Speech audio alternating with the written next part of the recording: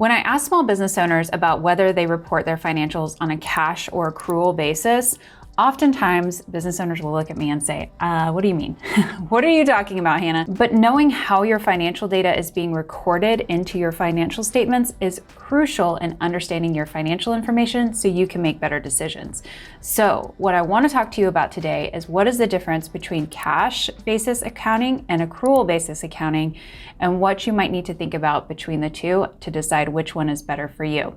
All right, so if that sounds good, please stay tuned. If you aren't already subscribed to the channel, I would love to have you here. This channel is devoted to business finances.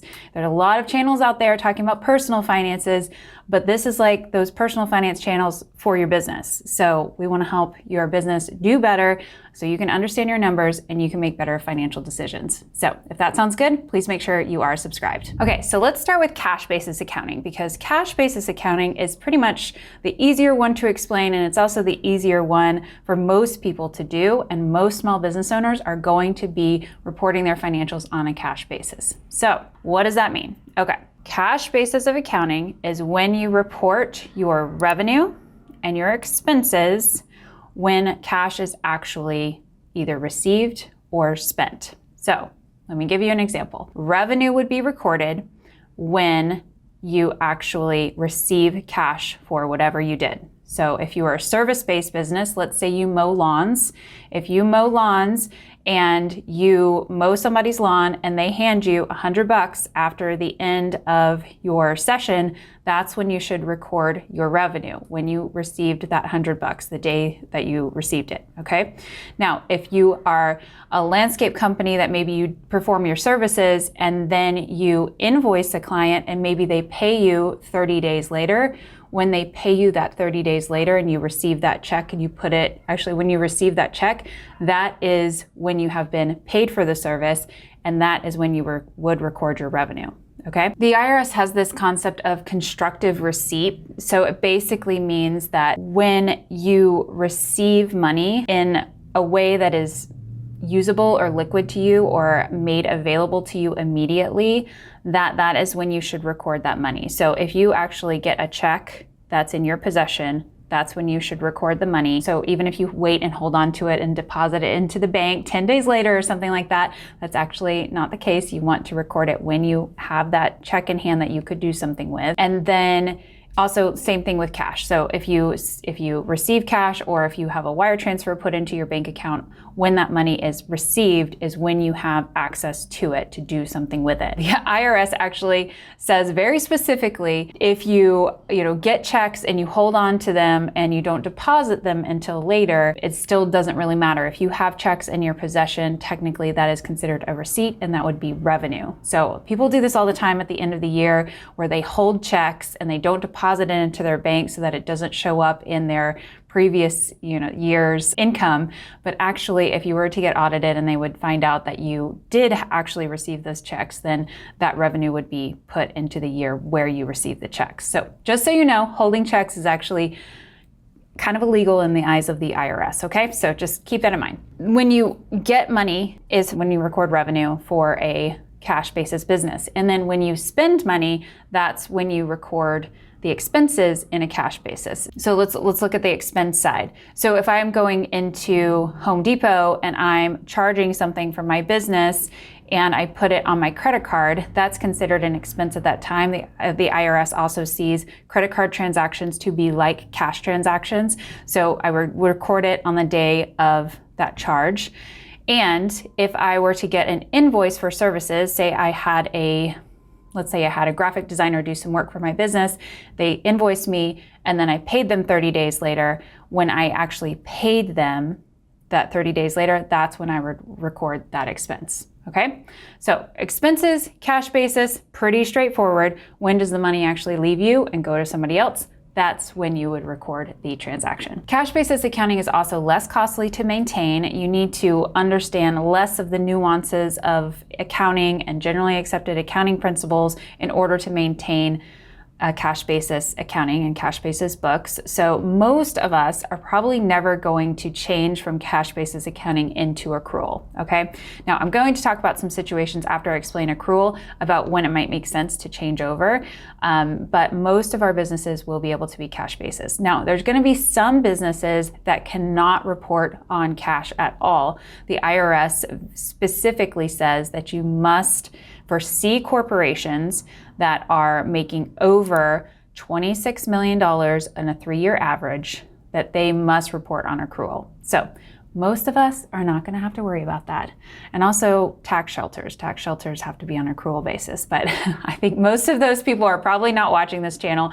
I know you guys who are actually watching, a lot of you are service-based business owners, or you're running a small store, or you maybe own a landscaping company or a graphic design company or an accounting company. Maybe you're a bookkeeper yourself. So most of us are not in that situation. We're going to need to be hitting that threshold of moving over to accrual accounting. So just from a tax perspective, when we're reporting our earnings to the IRS, most of us are going to be able to report on a cash basis. Okay, let's talk about accrual basis accounting. Cash basis accounting was when revenue was recorded when cash actually came in, and expenses were recorded when cash went out. Accrual basis, we're going to record revenue when it is earned, and we're going to record expenses when it is incurred. Earned and incurred are going to be the questions that a lot of you are going to have. When do I know my revenue is earned? When do I know that my expense is actually incurred? So when revenue is earned for accrual purposes, it usually has to do around performance. So has the company performed what is obligated by the customer in order to have considered their revenue earned? I will give you an example from my business. I am on, with all my clients, we have monthly CFO services that are provided. And in our contract, it states like when we're supposed to be invoiced and how much we're supposed to be paid. So when services are performed, that money is earned for a month. So let's say it's the month of May, CFO services are being performed in the month of May. That contract states that that is the performance of our duties as the contractor to the client, and therefore we should be able to be paid for that. So technically, I should be able to record under accrual basis, record my revenue in the month of performance. So and a lot of times this will go to contracts, so it gets really detailed really quickly. If you really get into all the revenue recognition rules of accrual accounting, there can be 1,000 different things that you need to think about. But I want to think simply for us, for most of our small business owners, we don't have super complex revenue recognition things that we need to go through. So really, it's usually around what is the performance of the work, and when have you done your part in order to be paid. Okay. Now this can be really simple from like a product business. If you are a brick and mortar product business, let's say your coffee shop, if you hand somebody their coffee and somebody's, decided that they need to buy some coffee, they charge their card, you're handing them their coffee basically at the same time, a couple minutes later, that revenue should be recorded at that moment. Okay. Now we're not going to, split the seconds between when the charge when the card was actually charged and when the coffee was actually handed over. It's basically in real time. Okay. Usually we think about it like to the day. We're not looking at revenue recognition based on the minute or the second. Just think about it on the day of. And so it starts to get different with services. That's usually where there can be a pretty wide gap between the cash basis accounting and accrual basis accounting. So I'll give you an example of a consulting company. Let's say in a consulting company, they perform work in May and they charge hours and they're keeping track of all their hours. And then in June, they create an invoice for all of the hours they incurred that they worked for the client in May. They send out the invoice at the beginning of June, but they don't get paid for that invoice until the end of July because the invoice went to the client and it got stuck in their accounts payable and it took 45 days to pay instead of a normal 30, whatever. They got paid at the end of July. So for cash basis, we would record that payment when the July payment comes in, but for accrual, we would actually record it in the month that it was earned. So even though we billed in June, actually at the end of May, we would do a journal entry that says for all of the work that we did in May. This is the revenue that we earned in May. Okay, so that can be kind of tricky from an accounting perspective. You need to have an accountant on your team who can understand this concept. It's usually somebody who actually does have accounting background, understands accrual accounting, understands double entry bookkeeping, and they can make these journal entries to accrue for revenue in the timing where it actually happened. Okay, so earned, you really need to think about the performance of whatever's happening.